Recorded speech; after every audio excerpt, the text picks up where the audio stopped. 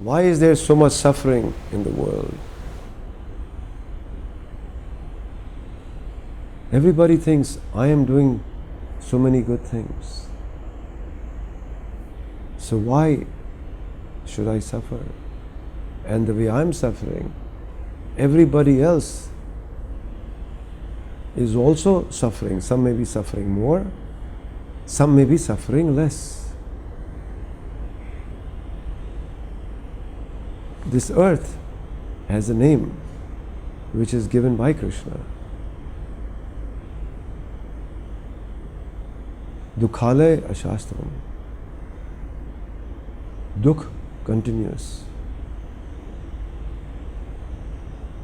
This is a place of suffering, and in this place of suffering, we are trying to find enjoyment. We work very hard to try and achieve that goal. And the day we achieve that, whether it may be buying a car, buying a house, getting married, getting a job, starting a business, the day we achieve that, that is the beginning of a new set of problems, a new set of headaches, a new set of suffering. We may start a business, and after the first day or month or year we realize that the business is not for me. I am the slave of that business. Not only am I working there for 10, 12 hours a day, but the rest of the time I'm always thinking about it. And it is only suffering.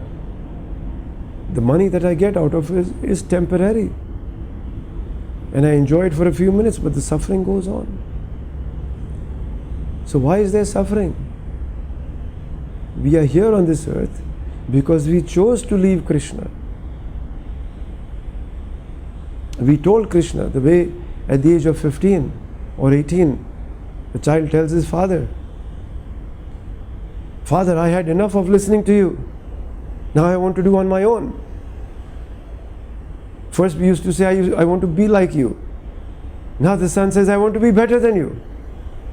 I want to do everything that you're doing, and I want to do more and better. And we tell him, yes son, good luck. You have my blessings. That's what I tell my 16-year-old. That's what Krishna told us. When we told him we want to enjoy and be like you, he said, yes son, I have specially made a place where you can go and enjoy, and you can do as you want. You have free will, and as long as you want, you have that free will to do what you want to do. And that is earth. You go there, not only you can do what you want to do, I will give you a body to fulfill your desires. If you want to eat meat, I will give you the body of a lion or a tiger or a jaguar, and you can keep eating meat as much as you want. If you want to bark like a dog, I'll give you a body of a dog. So those people were constantly barking at others. Maybe one day we'll get a body of a dog. Those that are eating like pigs will probably get a body of a pig in their next life, if they don't think of Krishna when they're leaving their body. The reason we are suffering is because we are constantly doing things that we should not be doing. We have received this human body in this birth. We are in this land of suffering, and we are going through 84 lakh species, one after the other, birth after birth, because of our desire to be independent and do what we want. We are changing our body. The spirit soul is the same, that rebelled with Krishna and said, I want to enjoy.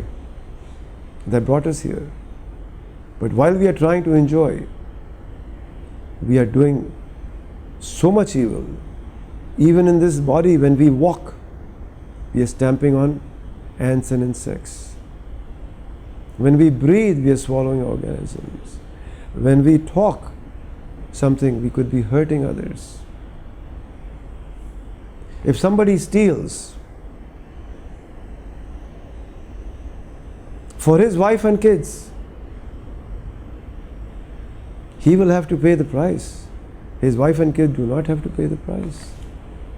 Unless they force him to do wrong. He has to pay the price. If he is caught, he will have to go to jail. And he will suffer the consequence of that. Same way, everything good that I do, I will benefit. Everything bad that I do will not be transferred to somebody else. We will get the benefit of all the good that we do in this life and in future lives. Same way with the bad that we do. If we don't pay for it in this life, then we will pay for it in subsequent lives. Krishna is very clear about it. This is not a bank account where we keep adding and then when we remove, we minus. We have to suffer all the bad that we've done, and we have to enjoy for all the good that we've done. We have to enjoy it in this life, and we have to suffer in this life. If we do not, then we take a next body to enjoy and suffer again. So our balance of good and our balance of bad continues with us from one body to the other. And what is the supreme good that we can do? Not feed the poor. Definitely not. Krishna says in the Gita, chapter 18, the last few sloks, 68, 69, जो मेरे बारे में दूसरों से कहता है, उससे अधिक प्रिय नौकर मुझे नहीं है.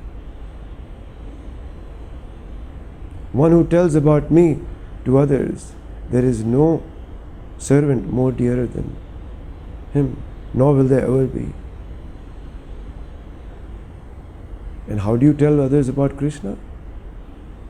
First, try to know about Krishna yourself. And the easiest way is read the Bhagavad Gita, which has come out from Krishna's mouth. Read Krishna's stories, which are described in Sri Krishna book. Read Srimad Bhagavatam.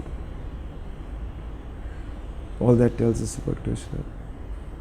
Listen to kathas. That tells us about Krishna.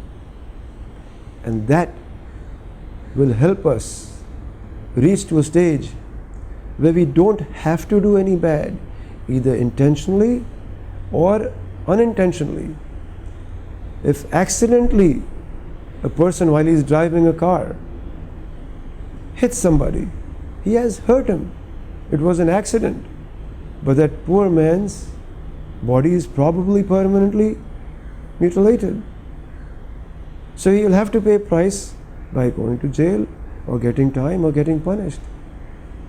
If he, like some of the filmy actors, gets away by doing nothing, that is in the court of law on this earth. But in Krishna's book, he has committed a crime. And if he doesn't pay for it now, it will go in his account and he will eventually have to pay for it. There is no getting away. It will not be minused by all the good deeds that one does. So we have to be very careful in what we do. Starts with thinking. Be careful of what we think, because our thoughts will one day become our deeds and actions. Hare Krishna.